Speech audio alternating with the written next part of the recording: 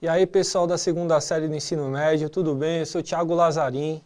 Na aula passada eu tinha prometido a vocês que eu estaria aqui com a Fabi, mas como vocês viram na aula de Sociologia, ela está remota, né?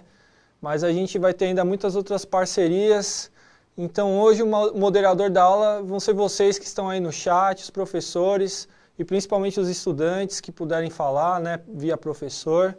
Eu vou ler o chat, vou tentar interagir com vocês. E eu vou dar continuidade à aula que nós estávamos falando sobre a reprodutibilidade técnica, né? Esse palavrão todo, essa palavra estranha, mas só vou retomar então do que se trata. Simples, né? Então, o descritor da nossa aula tem a ver com a cultura de massas, tem a ver com as massas, né? Então, quem está acompanhando a aula de filosofia há algum tempo percebeu que já há umas 4 aulas nós estamos falando desses processos. Então, eu já falei sobre indústria cultural, já falei sobre a filosofia do Adorno e do Horkheimer, e falei também como eles tinham um olhar crítico e negativo em relação ao fenômeno de massas, né? E eu falei também que na aula passada, desde a aula passada, haveria um contraponto a essa visão, a esse olhar muito crítico da indústria cultural, né? Então, só resumindo muito para vocês, então a indústria cultural, ela tende, né, a fabricar mercadorias para consumo de massa, e essas mercadorias, elas não são só objetos que têm um valor útil, né, para a nossa vida, para o nosso consumo, mas também fabricam ilusões, fabricam desejos, fabricam outras necessidades que não são reais e que muitas vezes não tem nada a ver com a nossa experiência de vida, né, a experiência social, aliás. Então há um empobrecimento da experiência. E quem que fala desse empobrecimento da experiência é o autor que nós temos falado aqui desde a aula passada, que é o Walter Benjamin, né? E o interessante é que eu peguei o texto do Walter Benjamin, que se chama A Obra de Arte na Era da Sua Reprodutibilidade Técnica, justamente para mostrar uma outra possibilidade em relação a esses fenômenos de massa, como por exemplo o cinema. Então nesse texto, o Walter Benjamin está discutindo toda essa história dos mecanismos, das técnicas de reprodução, como, por exemplo, a xilogravura, a litografia, que são essas mais antigas, né? Existem até outras também, mas a partir da fotografia há uma mudança, e a fotografia é um meio técnico de reprodução. Então, desde o momento, né, da invenção e da utilização do emprego amplo da fotografia, bem como também da imprensa, né, do jornal impresso, dessas mídias todas, há uma mudança total em relação ao sentido da arte, e ao sentido da arte para as massas. Logo, o sentido da cultura para as massas, né? Então, o que eu havia falado na aula passada é que se existia uma tradição desses objetos de arte que davam peso para esses objetos. Por exemplo, esses objetos eles eram cultuados, daí o valor de culto desses objetos. Então esses objetos eles tinham uma autenticidade, um outro conceito importante do Walter Benjamin. Eram objetos únicos no espaço e no tempo. E existia um valor desses objetos justamente em função deles serem únicos e serem distantes, mesmo quando eles estavam próximos de nós. Esse é o conceito de aura. Então esses objetos que estão, mesmo quando eles estão próximos, eles são distantes, por quê? Porque são intocáveis, porque são obras de um gênio, porque são distantes da nossa capacidade de entendê-los, porque eles eram objetos de culto, de rituais, eram objetos quase sagrados, né? Esses objetos eles passam a perder espaço, a perder o seu valor social em função de um outro valor que se chama, para o Walter Benjamin, de valor de exposição. Então, a aula de hoje, como eu havia prometido, eu vou retomar essa ideia de valor de culto e valor de exposição, né? Eu fiquei devendo e eu já expliquei um pouco agora o que significa. Então, o valor de culto é quando esse objeto ele permanece secreto, né, distante, e ele tem valor justamente por causa da sua distância. Esse valor, então, no objeto de arte, de uma obra de arte, faz com que ele seja valorizado pela sociedade porque ele não é para as massas, por assim dizer. Ou seja, não tem nada a ver com a técnica de reprodução. O objeto é mais valoroso quanto menos reprodutível ele for, tá bom? Já o valor de exposição é o contrário disso. Então a gente vai começar a ler os slides, tá bom? Eu vou passar esse slide aí, olha só. Agora vem essa imagem aí, né, uma mocinha aí com o celular. É uma coisa bem interessante, né? Porque hoje se tornou banal, né, tirar selfie. E então, basicamente, nós entendemos a arte ou qualquer outra coisa da cultura que a gente vai entrar em contato por meio do celular, né? Mas vamos ver o que era isso já para o Walter Benjamin lá no comecinho do século XX, né? Então, fotografia para Walter Benjamin. Conforme foi observado na aula passada, o valor de exposição das obras de arte supera o valor de culto delas com a fotografia. Eu já falei para vocês. Isso significa a democratização da arte e a revolução de sua função social. Tá aí então, pessoal.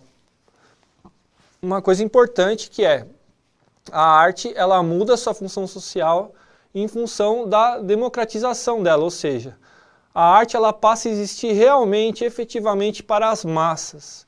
E isso pode ser bom. Pode ser bom, não é necessariamente bom para o Walter Benjamin, né?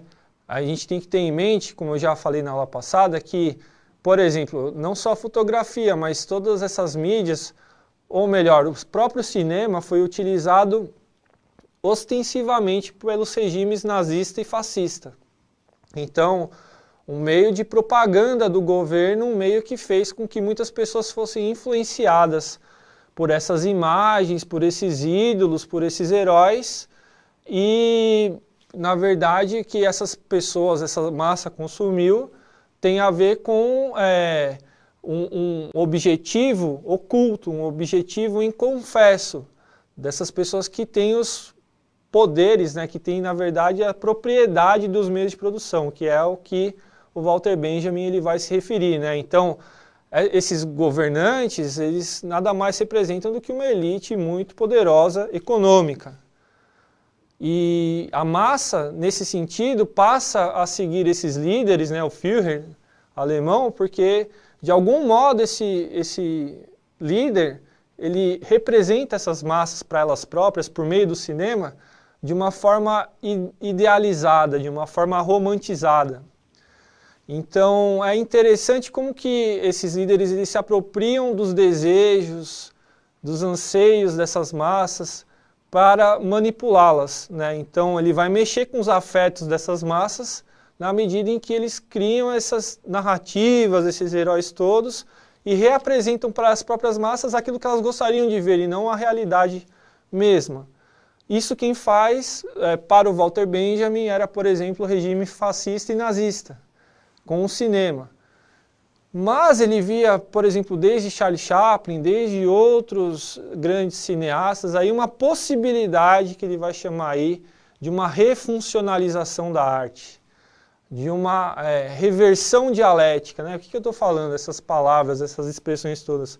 Que seria possível, a partir dessas realidades que são o cinema, a fotografia, a imprensa em geral, extrair desses recursos mesmos um potencial para que as massas, ao invés de serem alienadas, elas fossem emancipadas.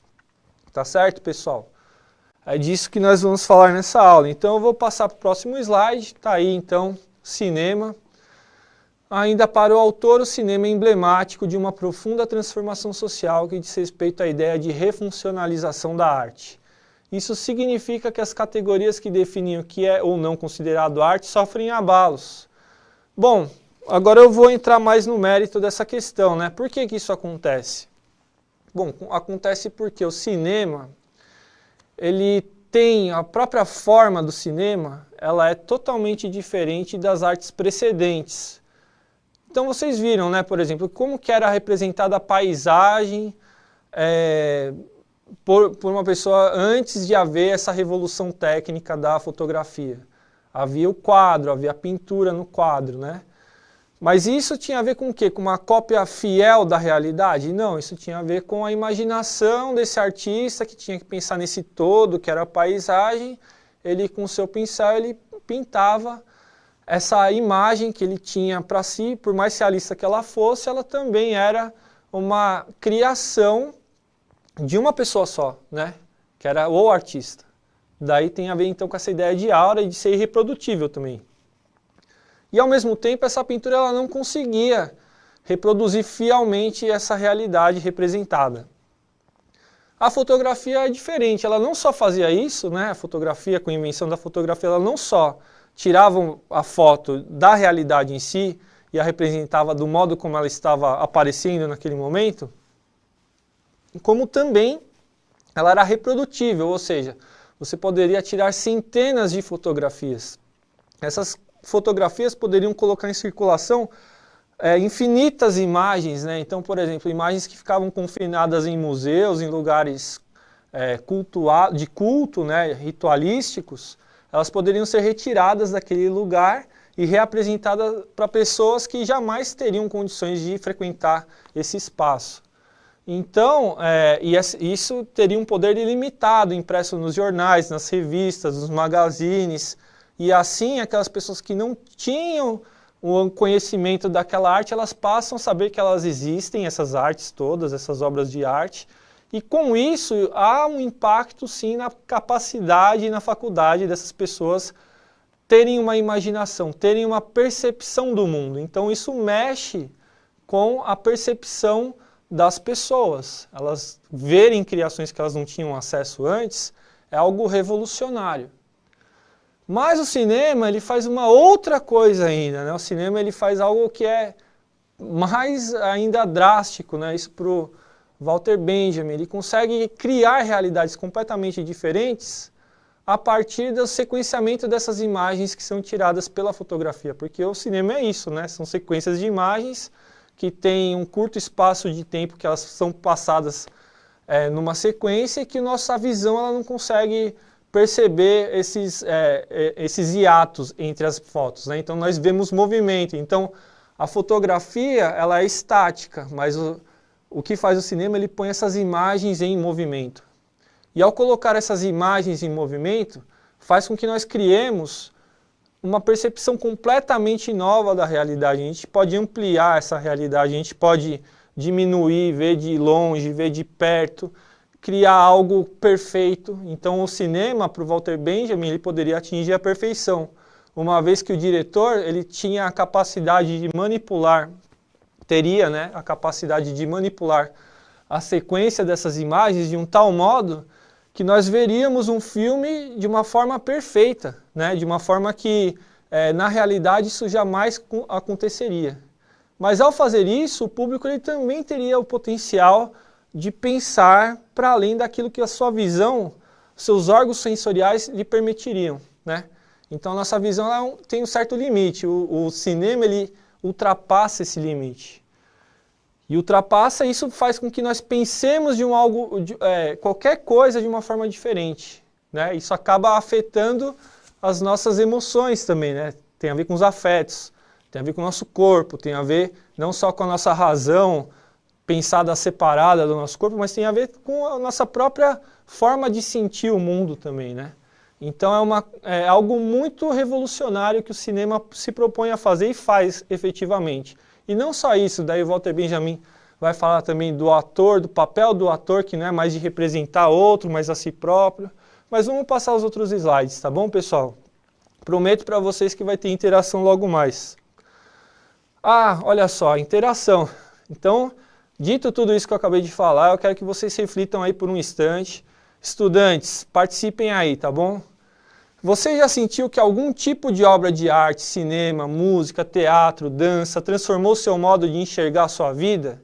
Que arte foi essa? Como isso ocorreu? Comente. Bom, como isso é uma reflexão mais longa, né, eu vou deixar 2 minutinhos mais que eu costumo deixar, tá bom? Até mais.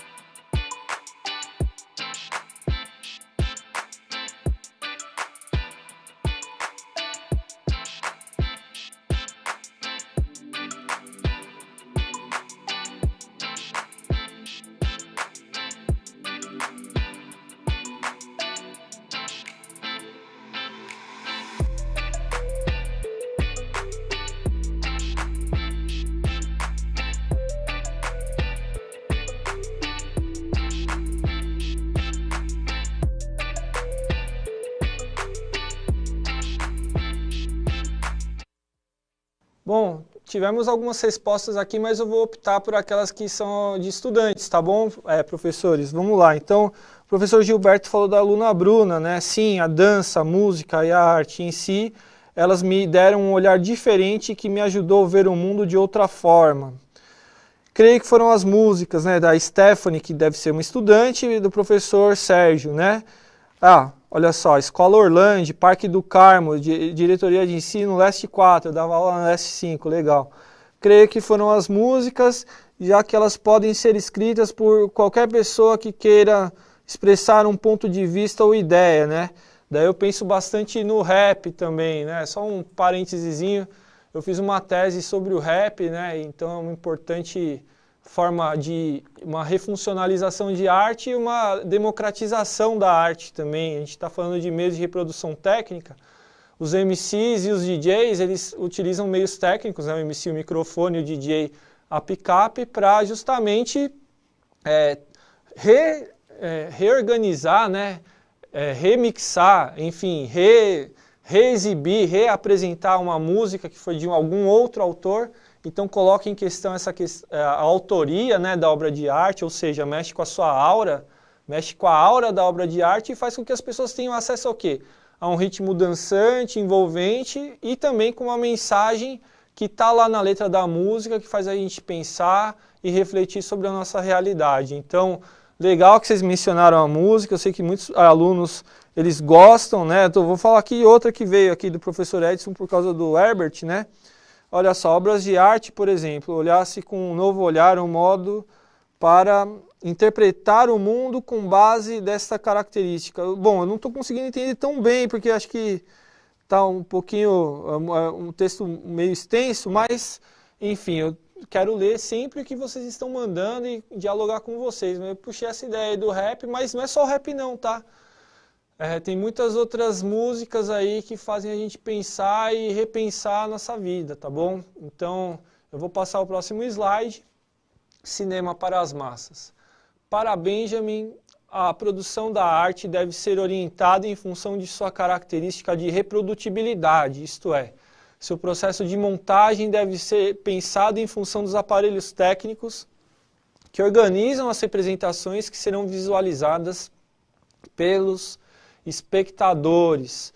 Era isso que eu estava falando, né? Essa é a forma de que o sujeito, o diretor do cinema, no caso, ele passa a ter essa possibilidade de reorganizar sequências e reapresentar essa realidade de um tal modo que a nossa percepção comum, né, por causa dos nossos órgãos sensoriais, não teria essa capacidade. Então a gente consegue montar realidades extremamente distintas daquela que nós conhecemos aqui, né? Então o cinema hoje faz isso muito bem com seus efeitos especiais e etc, né? Mas essa questão do efeito para o Adorno era algo problemático, porque esse efeito, na verdade, ele só dava uma aparência de novidade para algo que era sempre antigo e sempre repetição. Já o Walter Benjamin está dizendo que não, que esse efeito ele pode sim impactar as nossas sensações, a nossa sensibilidade, e a partir disso nós podemos ressignificar, por exemplo, a nossa vida, tá bom? Então é algo bastante diferente, né? A visão de um e de outro, que eram amigos, como eu já comentei também. Bom, aqui, pessoal, é muito interessante, né? Eu tentei colocar a figura do Mickey, mas por questões de direitos autorais eu não pude, mas o Walter Benjamin ele tem uma seção ali do livro, né, aliás, do texto dele, do ensaio dele da obra de arte, que ele fala do camundongo Mickey, né? Porque olha só o resultado disso. O resultado dessa criação, imaginação do cinema é imaginar um rato, né, que tem uma forma humana. E esse rato ele passa a pertencer ao imaginário coletivo, né, ou ao consciente coletivo. Eu não posso nem dizer que é o inconsciente, né?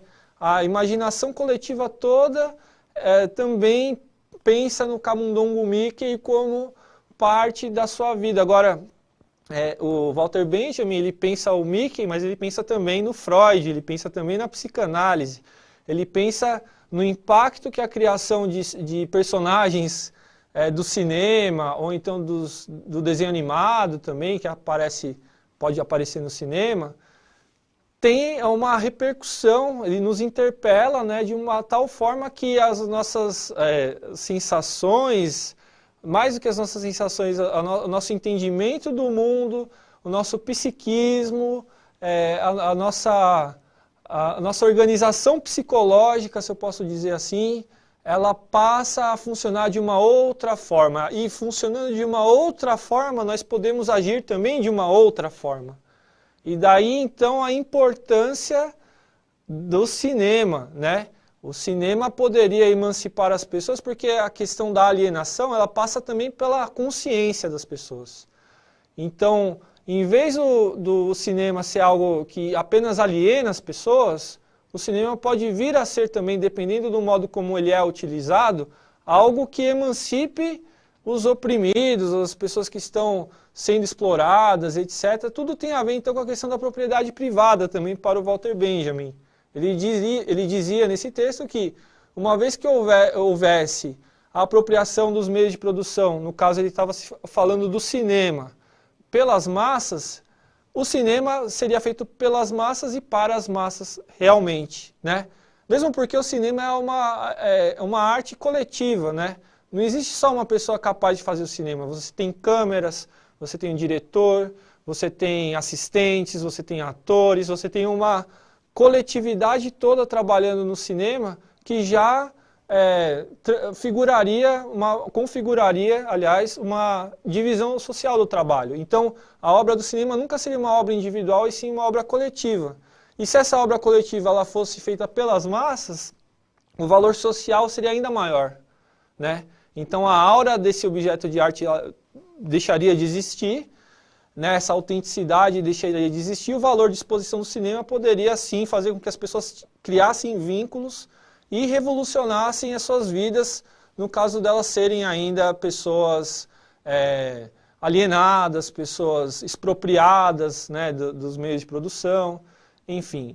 Essa é a reflexão do Walter Benjamin, né? E ele dizia então que o cinema, por causa disso, é uma arte política.